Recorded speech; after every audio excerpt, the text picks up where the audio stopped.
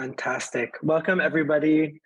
Just while we're waiting, please make sure you're seated properly. Everything is working. You can hear us properly.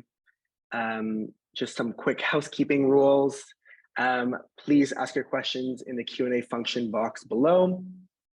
Come in with an open mind, ready to learn. If you have any engaging, innovative stories that you want to share, please do so in the chat box while we wait. It seems that there's more and more people coming in. Welcome, everybody.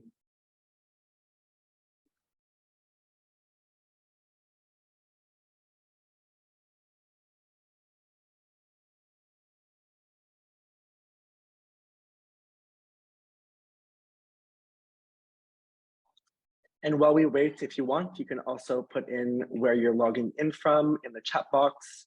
Let us know city, country.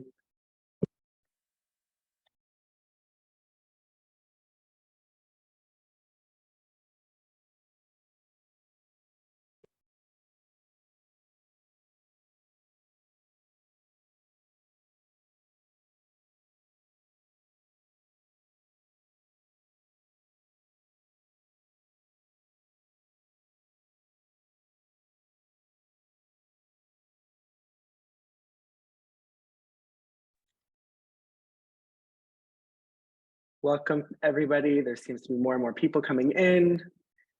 Just make sure that you can hear us properly. We're going to start very, very shortly. If you have any questions, put them in the chat box. Be ready, have an open mind, ready to learn. If you have any interesting, innovative stories, please feel free to share them in the Q&A chat box below. And we'll start very, very shortly.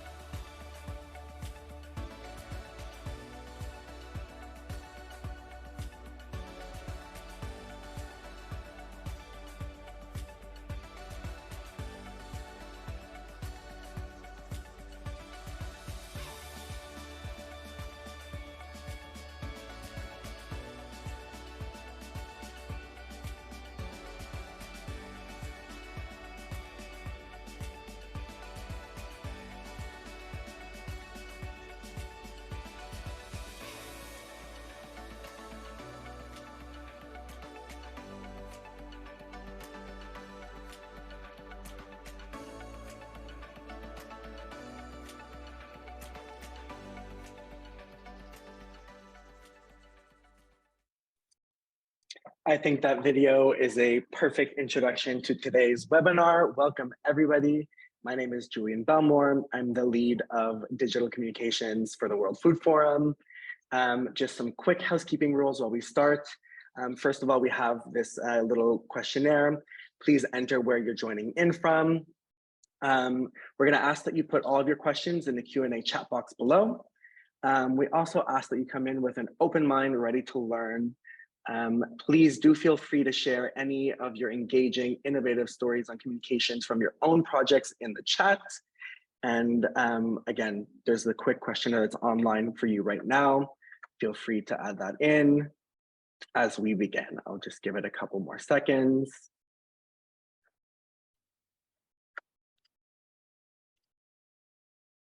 Fantastic. All right, so I have the great pleasure of welcoming you to the Engaging Communication for Innovation Bootcamp here with the World Food Forum, Untold, Efad, and FAO. I'm going to start off right away with welcoming Efad's Director of Global Communications and Advocacy, Helen Paper. Please, to you. Hi, good afternoon or good morning or good evening, depending on where you are. It's a pleasure for me to be here today. I think this is the moment where I didn't know whether you were going to go around or if I should just go ahead and start. The floor is yours. Okay, all right. Sometimes it's a bit confusing when we're all in virtual reality, but this is wonderful that the virtual reality brings us together in this really unique space. I'm really happy to see spaces more and more like these dedicated to the strategic importance of storytelling and innovation. They're coming up more and more across forums, summits, global thinking and decision making, because after all, decisions are made based on what we know, what we hear, what we listen to, what we understand. And today, as we come together across sectors to move the needle on these global challenges that everyone is talking about right now, the climate catastrophe, rising conflicts, growing inequalities, failing food systems, we realize in multilateral and diplomatic circles that we have to go back to what is missing. And that's local realities, local concerns, adequate understanding of local environments and cultures. And that's where both the power of storytelling and innovation come in. But let me take a step back a little bit and just tell you a bit about my background so you understand where I'm coming from. I started out as a journalist. One of the first stories I covered was on Indigenous people when I was an intern journalist. So I was about 18, 19 years old. And the images that came to my mind when I was told that I was going to go cover a story on Indigenous people in a northern state of New York was the images of teepees and feathers and smoke pipes, and really everything I'd seen in cartoons and comics. And that's when I realized, once I arrived on location and saw a very different reality, that I'd never heard from Indigenous people themselves. And so I embarked throughout in devising programs where the voices of people who don't often get a chance to speak in global forums or on global public information channels was given center stage. And I created different programs through my career as a journalist. I quickly ended up becoming a war reporter and really worked in the most remote areas of the world in different conflict areas to ensure that I was giving visibility and a voice to those populations most left behind. And that's what led me to then enter the wonderful world of the United Nations at the time, where because I developed a specific pattern on linking voices, dialogue, creating spaces for mediation to peace and security, I was invited to start building radio stations in different peacekeeping operations for peacekeeping at the UN, notably in Haiti, then in South Sudan, in Mali.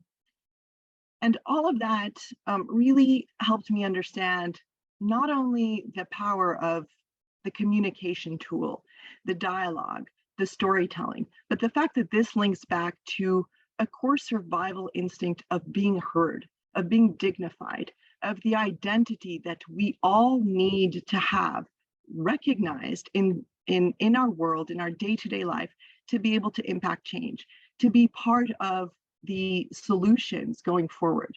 We cannot build a peaceful and secure world, a sustainably developed world, if we are not all included, if we do not feel concerned in this.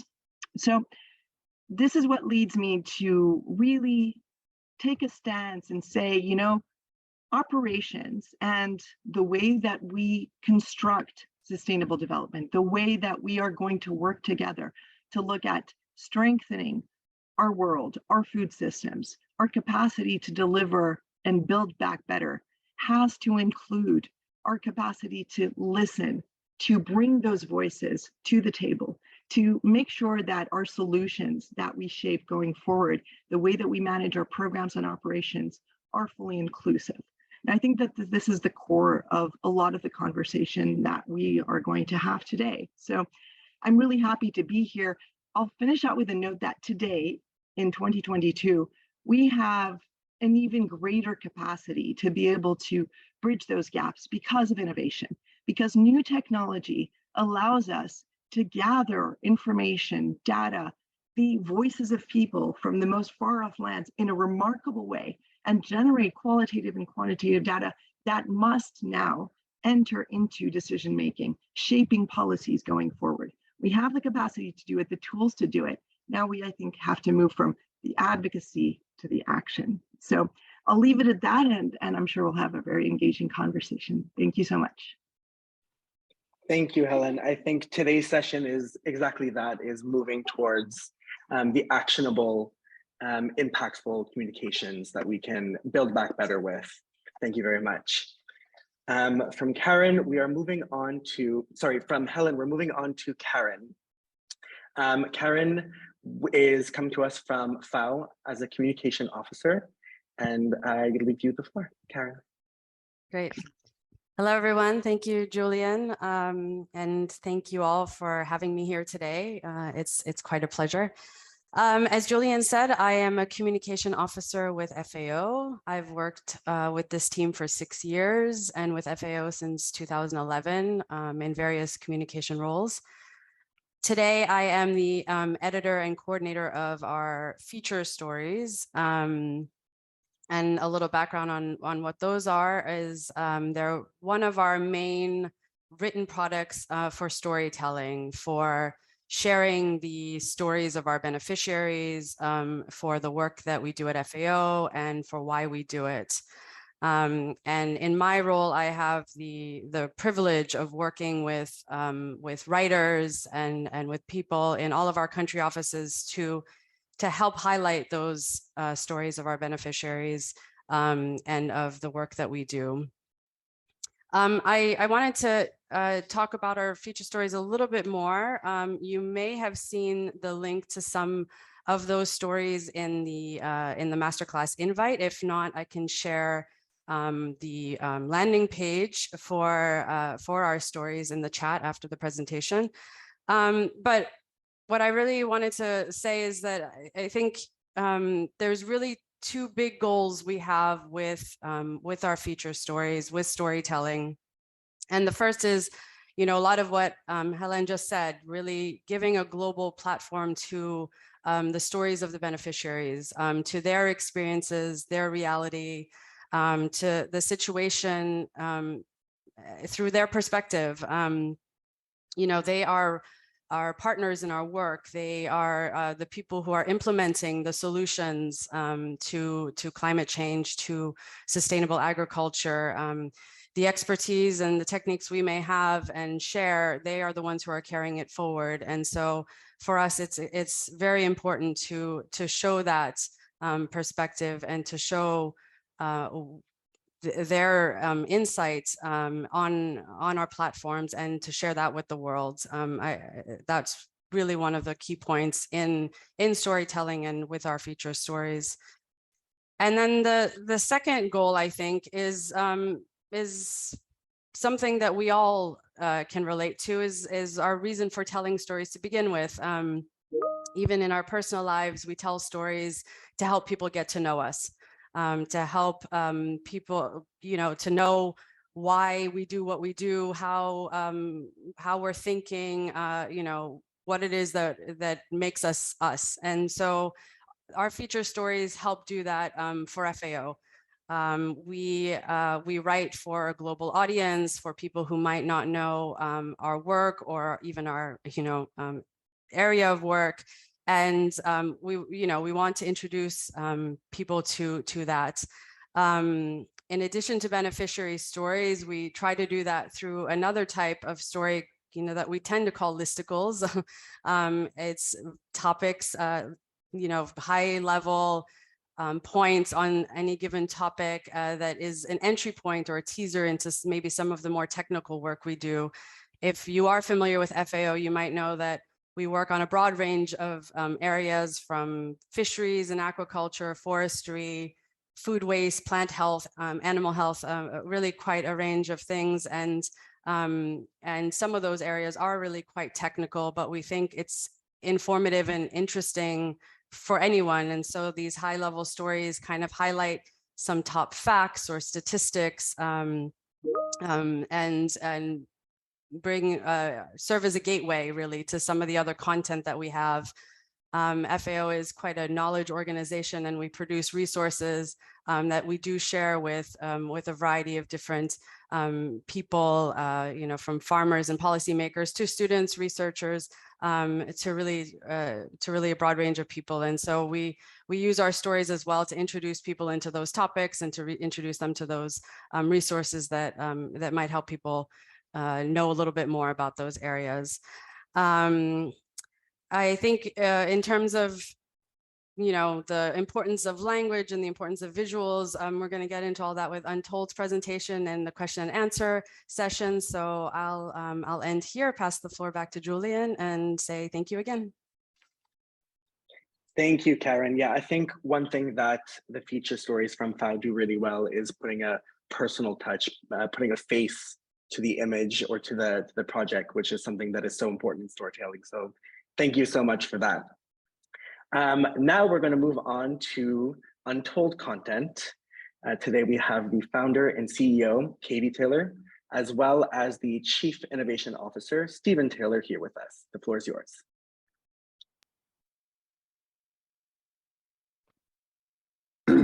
Awesome. Thank you so much for having us. As you mentioned, my name's Stephen Taylor. I'm the Chief Innovation Officer here at Untold Content. We've been working on innovation storytelling for about the past decade. It's a topic that we found to be people didn't cover as much as what we thought that they should. Storytelling, a lot of times in organizations, gets seen as being strictly marketing. And what we wanted is to bring light the importance of storytelling to all of the organization and help with providing tools for anyone, specifically subject matter experts, to help share what they know to help advance the mission of the organization. So my name's Stephen Taylor. I'll pass it off to Katie for an introduction. Hello, it's wonderful to meet everyone. We're so excited to be able to be here and share some of the tips and strategies as you move into this final part of the pitch competition. Awesome.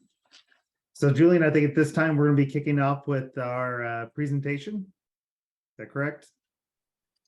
Absolutely. Yes, the floor is yours for the presentation. Awesome. Okay, so as we mentioned, we're from Untold Content. We are a content firm that focuses specifically on innovation storytelling.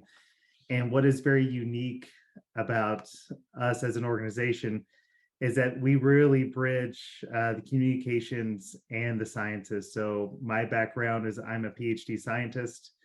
I spent about a year or about a decade in industry.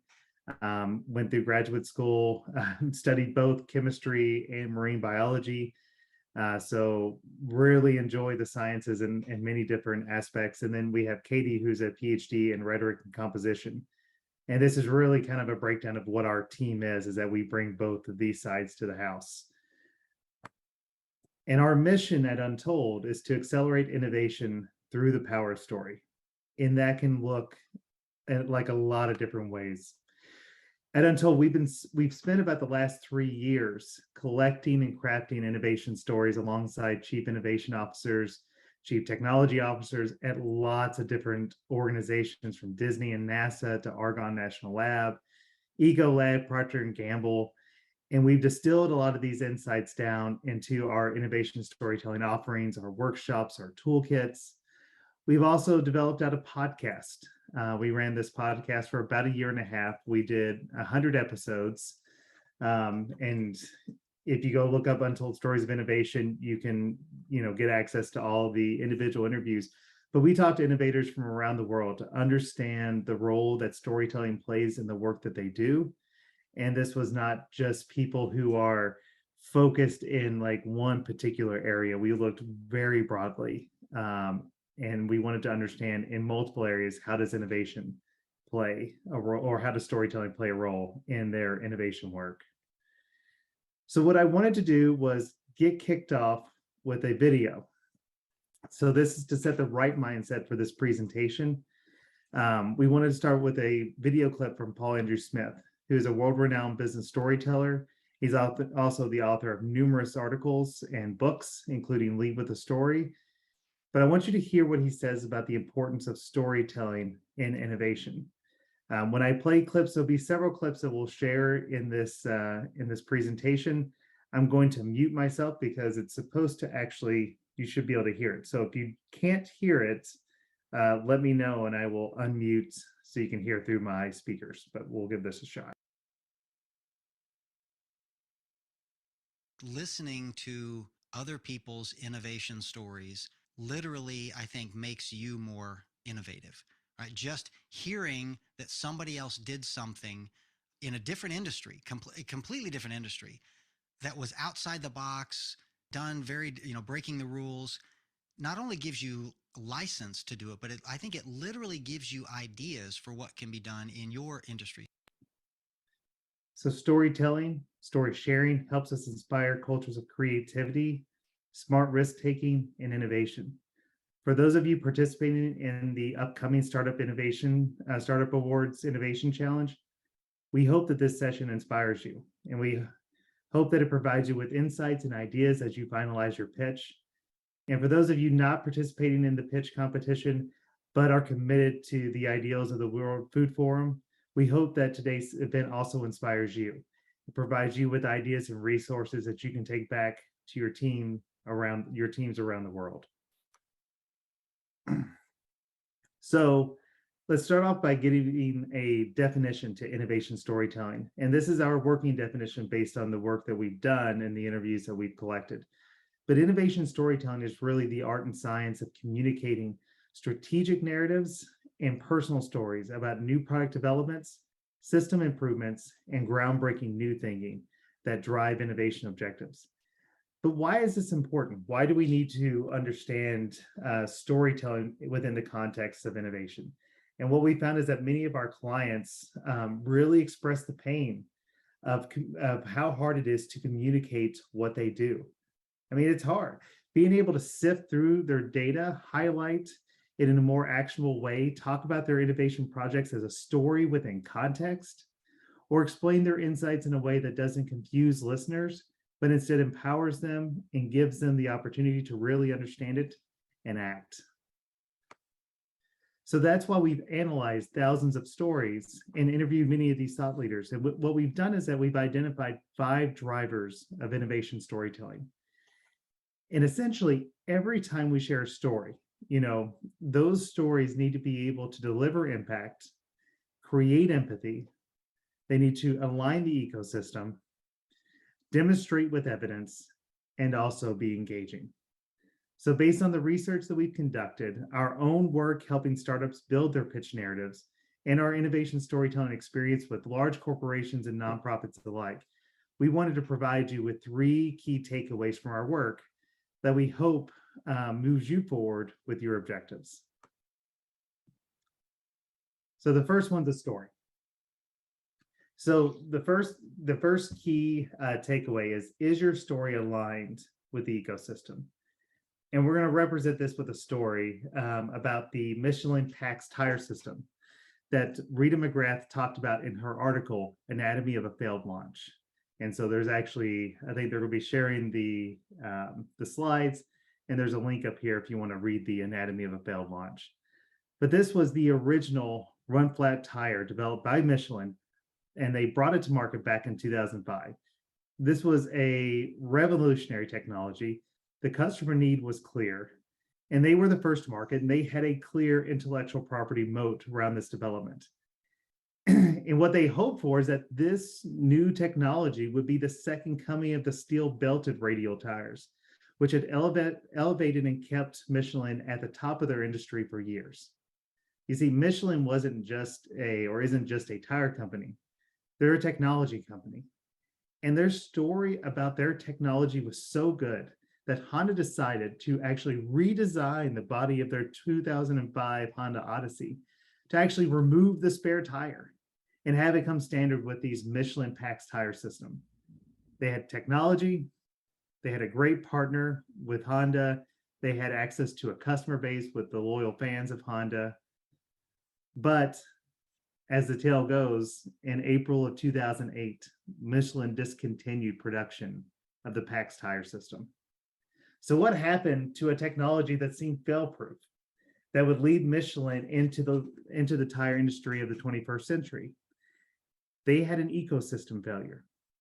For all of the technological advancements and first market advantages that Michelin had, they didn't take into account that you couldn't change the PAX system tires without specialized equipment that most mechanics didn't have, and the mechanics weren't actually going to go out and purchase it.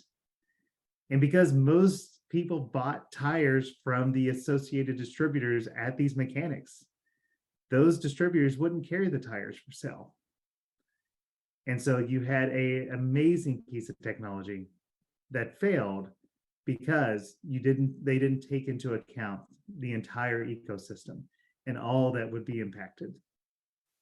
So this goes back to you as you're putting your final touches on your presentation. Is your innovation well aligned with your ecosystem and your stakeholders? Are there any gaps that you need to address either during your pitch or during the Q&A? And then finally, what are those areas of potential misalignment? Because as you're striving to win this the innovation challenge, the pitch competition, those areas of potential misalignment can be the difference between coming in, third or fourth and actually winning the competition. So that's the first key takeaway from our innovation storytelling work, is that you must make sure that the ecosystem is well aligned. The second key takeaway that we want to share with you is, or as a question is, are you sharing the right data? And we're actually going to take a few moments to listen to 3 different interview clips from our podcast. Innovation leaders within 3 entirely different industries as they talk about the importance of data in the work that they do and the stories that they share. And we're going to start off with Lou Grizzo, who is the VP of Research at FM Global. And FM Global is a multinational commercial property insurance company. So let's listen to what Lou has to say about storytelling in his work.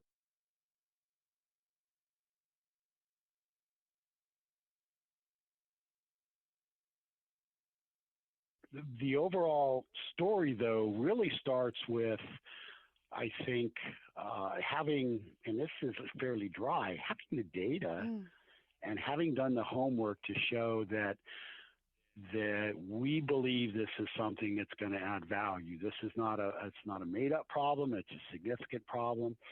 We have the data and understanding of the problem behind it. That can be a story in itself. Mm-hmm. So basically what Lou shares is that the right data can help establish credibility with your audience and with your stakeholders.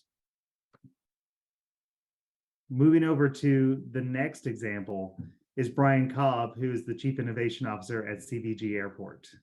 So let's listen in to him talk about data and innovation within an airport. If you don't measure something, you can never really improve it. Yes, so it all true. comes back to that God almighty data and what are we doing with it? So you'll see a consistent theme with any of the technology that we're using, data, data, data, data, data. So we're collecting the data, analyzing the data, and then how do we make the product, not that you see today, but make the product of the future? Because that's the one that's going to change your experience in the airport environment.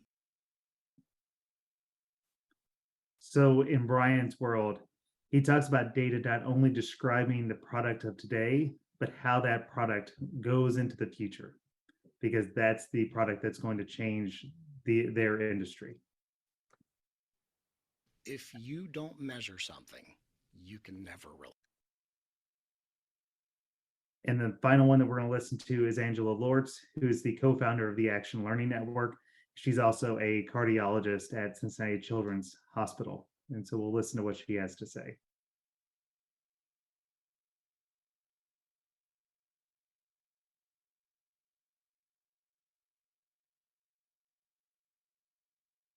Everyone needs to see data in a different way. But if you really think about it, the simplest way to display data is probably best for everybody.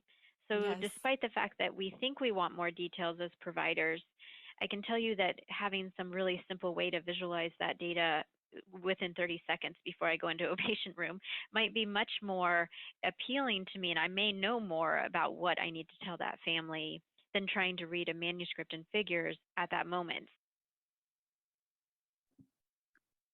And so Angie shares from her work that data needs to be simple. It needs to be understandable and actionable. So what we hope that you take away from this, and we share these voices because we want you to hear the insights from the actual people, the scientists, the people making the changes in their industry, is that are you sharing the right data? Are you sharing data, data stories that are cleared, that contain the right data that helps establish credibility and impact and creates a clear picture of the future? Is your data clear and actionable? And so one thing that we use at Untold is called the impact evidence quotient. And really, this is just a conceptual term that describes the amount of information or data needed to convey or create a desired impact within an audience. Too little or too much data can result in a loss of credibility or disengagement with you, your problem, and your solution. So you should always think, what is the amount of data that I need in order to spur on a certain action within my audience?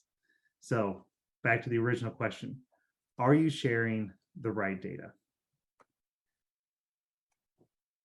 And so the final one that we want to leave you with is remember to play the infinite game. And really, this is a, Simon Sinek has a great speech that he shares on finite versus infinite games. And you can easily find the speech on YouTube, but I'm going to do my best to paraphrase it here so I can hopefully tie this all together. He says that finite games are composed of known players, fixed rules, and agreed upon objective. So in a lot of ways, almost any sport or board game that you can imagine is a finite game where the objective is to win. An infinite game, on the other hand, are composed of known and unknown players. The rules are changeable, and the objective is to stay in the game. And players will drop out of the game when they no longer have the resources to play or the will to play.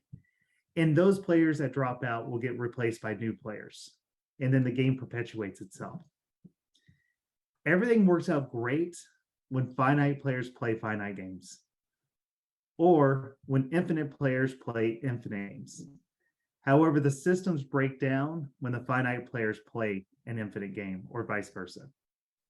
Please understand this, is that by participating in a pitch competition, you have agreed to play a finite game. There are going to be winners and there will be losers, and the game will come to an end in a matter of weeks. But I want you also to understand this, is that your stakeholders, the World Food Forum, FAO, EFAD, they're not playing finite games. They're all playing infinite games. In fact, most of your successful startups, multinational corporations, nonprofits, governments understand that they're playing an infinite game.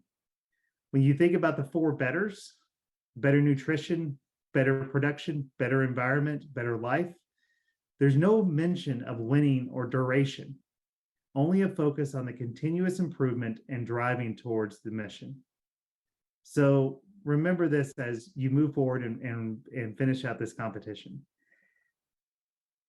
The ones that will win in the long run will be the ones that are mission aligned, that they're evidence-based and evidence-backed, and they're playing the purpose-driven infinite game. I hope that this has been helpful. We will discuss more of this in these sessions to come. But at this point, I think we're ready to kick over to question and answers in our panel. Thank you, Stephen and Kitty. Yeah, that was absolutely incredible. I think that the notion of the infinite game truly does apply to most everything that is going to be discussed furthermore, but thank you for that. As mentioned, we are going to move into our panel discussion with a Q&A. I'm going to remind all of the attendees that our Q&A chat function is open. If you have questions, if you have anything that you want to bring up, please put it there so that we can discuss it further. But to get the conversation started, we do have some questions prepared to kind of get the conversation flowing. So I'm going to kick it off with the first question, which is, please name common strengths and weaknesses in storytelling. What makes a good story and what should future storytellers look out for? And I leave the floor open to whoever wants to answer that one first. Please, Helen. All right, I'll kick off. Thanks. I think we're definitely playing an infinite game, and I think that that question really makes a good link. What makes good storytelling? I think we've just seen it in the presentation. Good storytelling is what is true, what resonates, and for it to be to resonate and to engage, it has to be built on strong facts, strong data, reality, trustworthiness, and credibility.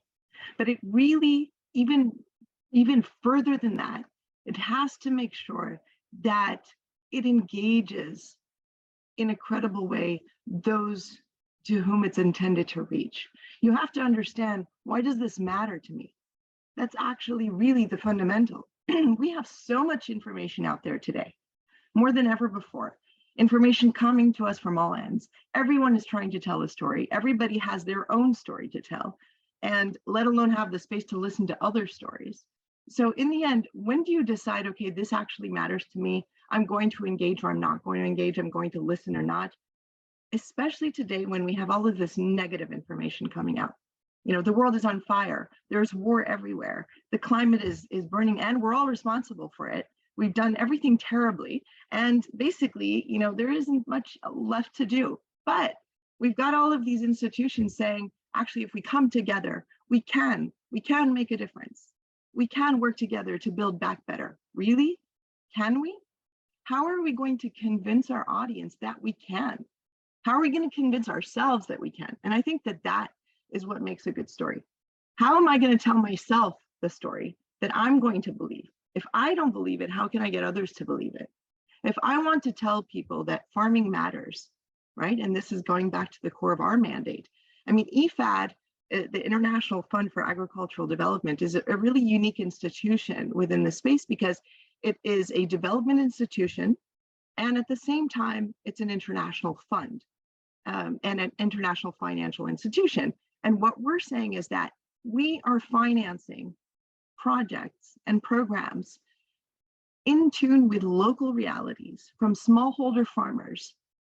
Because why? Because they actually matter to the global infrastructure. They actually matter to the global ecosystem. Because farming, you may not think about it every day, but guess what? You eat every day.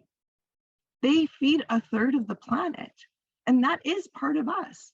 You want to have healthy food, you want to be able to raise healthy children, you have to go back to where your food comes from and the people behind the plates.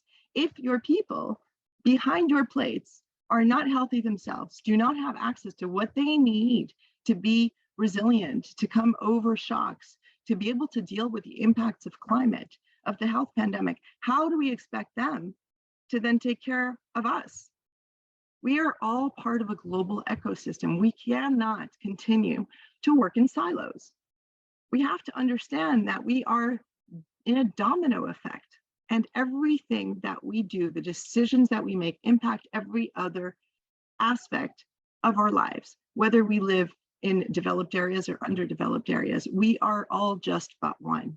And I think that that is what needs to be the core of impactful storytelling. So just to sum it up, what makes a story not impactful is when we're telling a story that lacks credibility, that is so technical that it really doesn't resonate.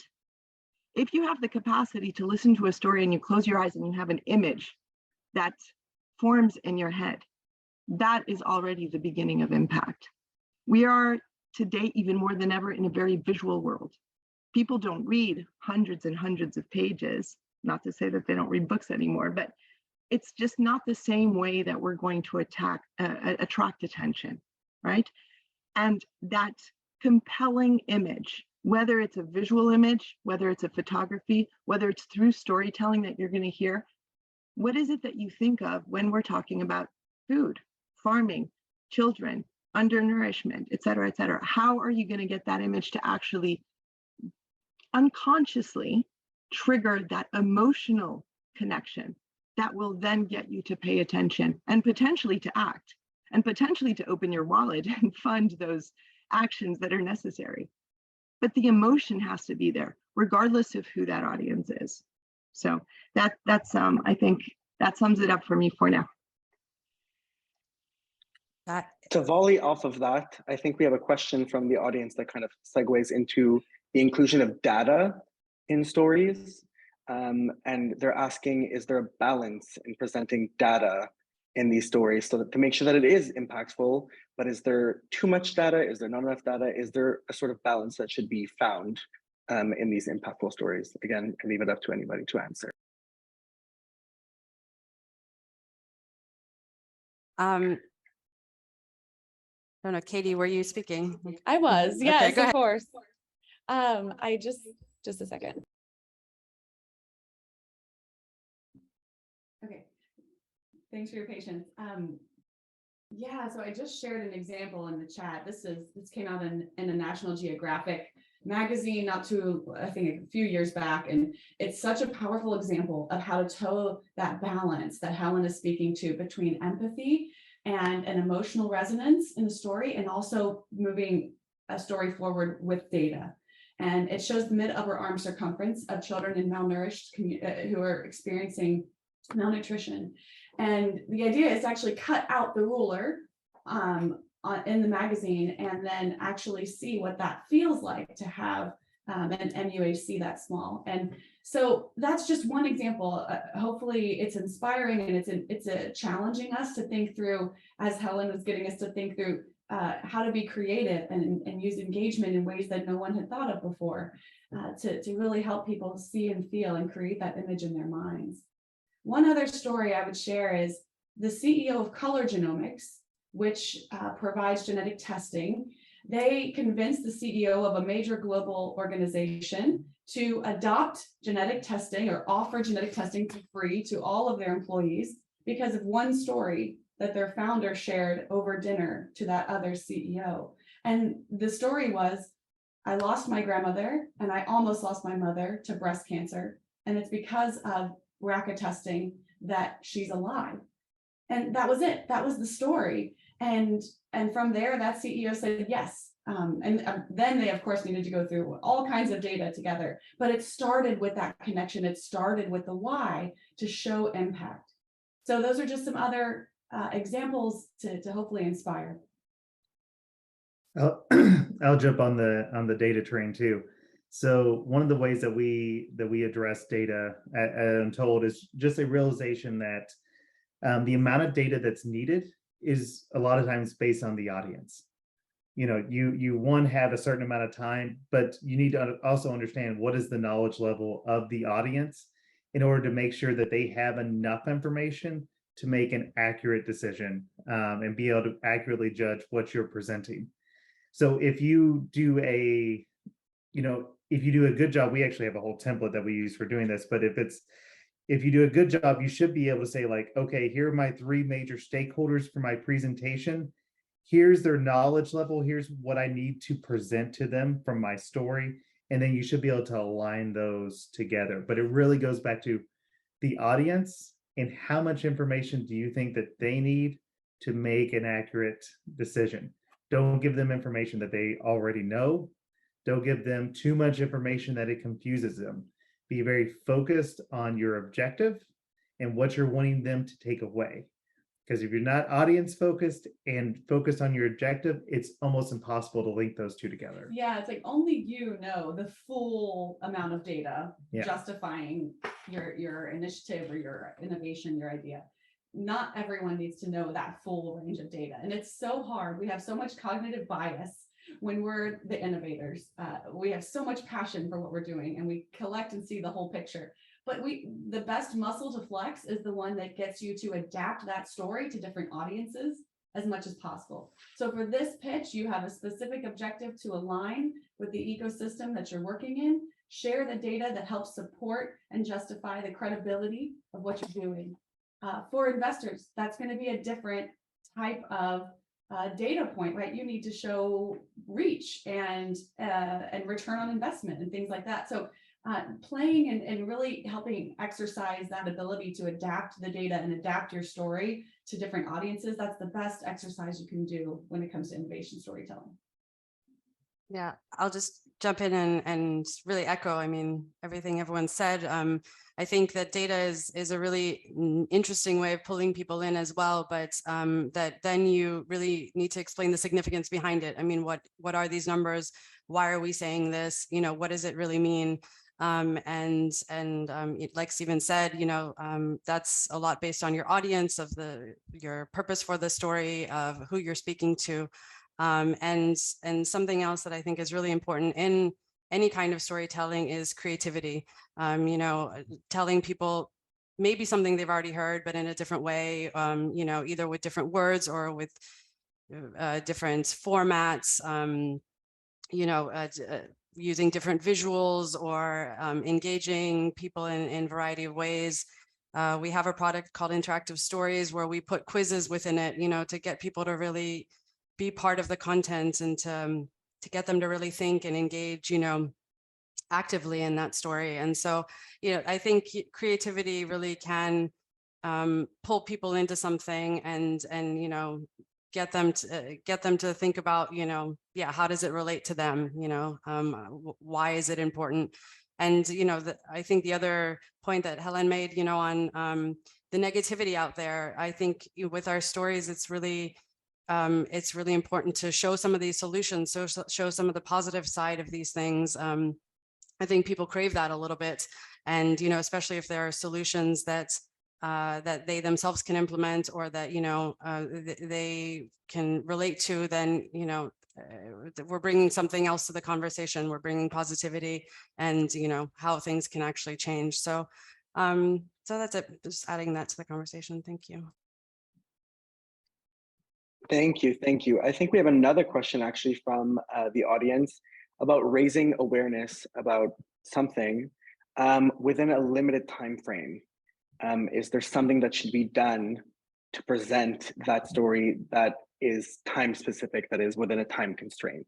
Is there something that anybody can think of with regards to that in storytelling and innovation? Whether you actively are being constrained with time or not, we're always time constrained. We're time constrained to get the attention that we need. Everyone's incredibly busy. The more that's on someone's plate, the busier or more distracted, or more challenging it is for them to connect with you in that moment. So the best advice that I have is, I think, find the 1 to 3 points that are the most critical to get out. And one exercise that we recommend for doing this is, we call it impact mapping, but you create sort of Venn diagrams as much as you need to of what is the impact on different levels. What is the personal impact? How will this impact different communities? What kind of global impacts does this have? How will it impact the organization that I'm looking for it to serve? How does it impact me? How will it impact this audience? And you can keep going, right, as complex as you'd like. But once you see that larger map of all of your options, decide what are the top 1 to 3, and then practice as much as you can. You're probably, if you were to just start explaining those 1 to 3 impacts to another person, you're probably going to take maybe 5 minutes to do that. Do it, that's fine, or do it in front of a mirror, and then step back and say, okay, I have to say everything I just said in 1 minute. And now everything I just said in 30 seconds, and time yourself. This is something that we actually practice. And once you do that, you'll be able to create a 30-second version of a 5-minute story. Almost every time I've seen it work. So try to map it all out, get it out of your mind, and then start practicing. I'm not just talking about cutting down auxiliary verbs here. There's a way to make sure that the most important piece of information I needed to convey, that's the thing that's going to last when you get down to the 30-second version. Yeah, and I'll just add to that when you think about what is it that is going to get that person's attention or that audience's attention really quickly, and you do that exercise and linking that to data, what is that one piece of fact information that is credible, that is going to get people to stop, right? It's kind of like when you're writing an elevator pitch, you're going to run into someone, you want to grab their attention, and you have 15 seconds. What is that one thing that you're going to say, if out of everything that you want to say? When you link that to data, if we're raising awareness, and there's an urgency to raise awareness on gender-based violence, and you come out with that figure of 1 in 3 women are victims of gender-based violence. 1 in 3, that means look around you, and that 1 in 3 of every people that you know, every woman that you know has been a victim. That stops people, technically, just the 1 in 3, right? Whether they're related to that, whether they understand it, the more that you can create that image. That means that, you know, you've got a sister, a mother, and a friend that are, you know, 1 out of the 3 has been a victim. And that gets people to stop. So the more I think that you can quickly get people to connect to their personal reality based on real numbers that you're giving them or real data, to get them to stop, reflect, and maybe they'll give a little bit more time. Even, you know, that's probably the quickest way that you're going to get that engagement in a little amount of time. We see that on radio, right? On radio, you have very, very little time to be able to get people's attention. But the impact can be absolutely outstanding if you're selecting the right data and the right words. And Helen, what I love about that too is, did you notice Helen didn't just say 1 in 3 women, like she said the statistic, but then the next sentence that she chose was, so look around you, 1 in 3 of the women around you, someone who's your mother or your sister, right? She just added that one additional image that made it personal. So we started with a data point, then we had one more sentence where it was personal and we could see an image of that and feel that connection to it. And boom, that's it. That was such a powerful example. One thing that we talk about, we use frameworks a lot for storytelling. So you use something like the 1 in 3 women as kind of the grounding. And then it's the question of, do you want to communicate results that that address that 1 in 3? Or do you want to inspire some type of action? And there's 2 basic frameworks that do this really well. If you want to inspire, we use ABT, which is a framework popularized by Randy Olson. And that's simply the ordinary world and something's at stake, but there's some type of cognitive tension, therefore.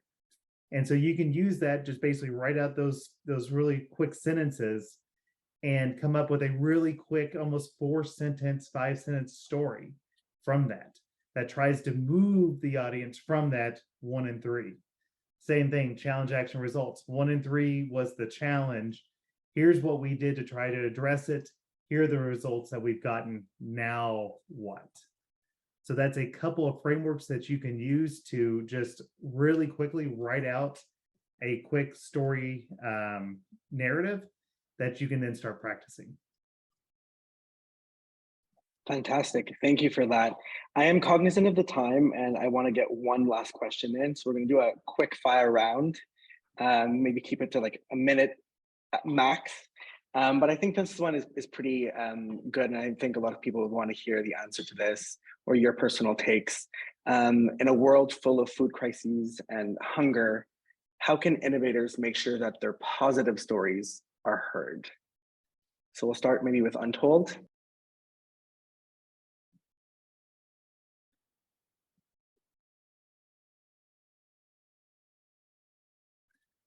Trying to think about that for a second. So innovators, so that their positive stories are told or are heard. I mean, right, everyone here is tackling those issues. Again, speaking to how Helen kicked us off, if we have hope, we take action. Everyone's here because you're taking action.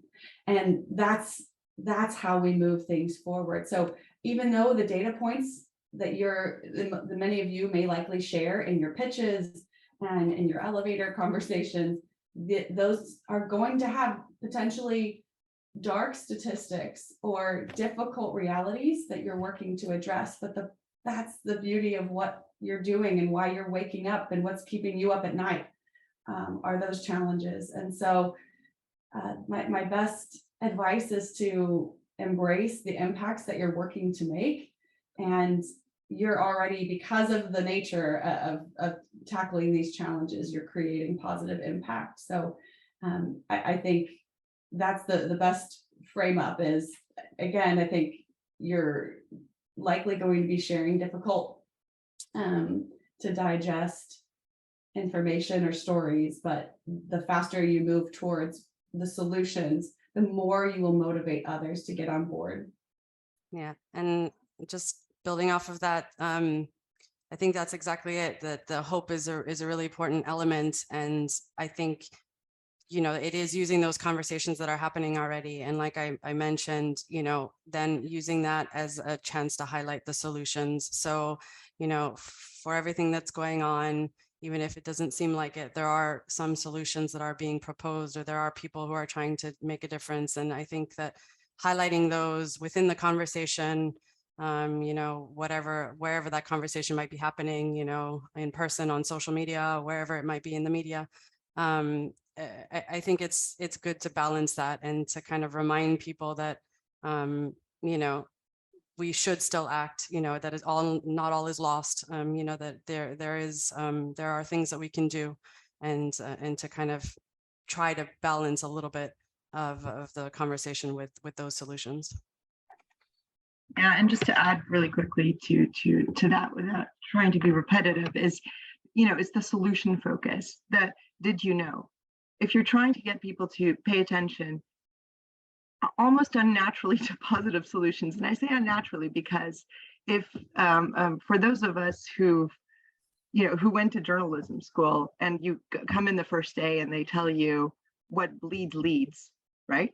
And you're like, what? And you actually understand what that means, right? People's attention focuses to disaster. It focuses naturally. Why? Because it actually responds to that basic necessity of survival. We all have that basic necessity to make sure that we survive ourselves and then our families. So even if it's completely unconscious, anything that has to do with our capacity to not survive will actually bring attention to that, will focus our attention. But if you link the positive solution to also that capacity to survive, if you say, did you know that by changing your behavior, by taking a 3-minute shower instead of an 8-minute shower, this is how much water you're saving. And actually, that means that your kids and your grandkids and your great-grandkids are going to have access to water for that much longer, just because today you're not taking an 8-minute shower, but you're taking a 3-minute shower. If we can get it to that without making, you know, making up facts, right? Basing it on real evidence and real solutions, then maybe you get people to stop and think, oh, right, that's a positive solution. Then if you take that into something like, you know, what we did last year, which was try to respond to a gap that was noticed, which was, how do we listen to people? How do we listen to the people in the most remote areas of the world? And we came up with solutions to use radio stations and on-air dialogues to be able to get hundreds of thousands of voices to actually participate in what are their local realities, their local challenges, but what are the solutions they're bringing to the table, and to try to get global policymakers and decision makers to pay attention to that. It was really hard. Even though we say, here, we have a solution to this, it's working because of blockchain technology, because of innovative technology. We can actually now listen to all of these voices and give you specific data. And I realized that it wasn't getting as much attention as I had hoped. But then when you turn it around and actually say, hey, you've been wondering how you can prove that you as an institution, you are closer to the people that you serve, and this is how. If you put in that you into it, if you get people to understand that this is going to benefit them, then they start paying attention a little bit more. And if they feel that they're acting, they're the ones who have the solution in their hand. So that's I think it's something that we need to look into doing a little bit more. Thank you for all those responses. I can see that we're running out of time really quickly, so I want to thank all of the panelists from Untold, Efad, and FAO, as well as the organizers from the innovation team here at the World Food Forum. I think this was an incredible masterclass, super informative. I think a lot of the participants learned a lot. I'm going to direct our attention to, I believe there is a video that will be shown just about now. And after that, we can just say our final goodbyes. I think if the video is ready to play.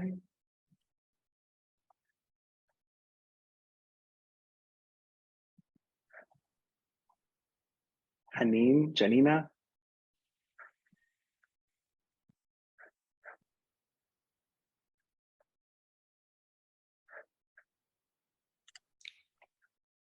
Just 1 second, please.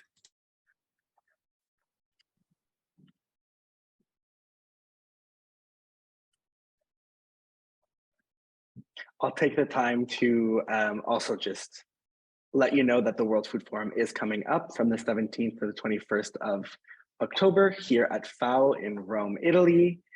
We invite you all to participate. There's a registration link that will be sent in the chat box. There is both an in-person and online participation for everybody. Oh, here we go.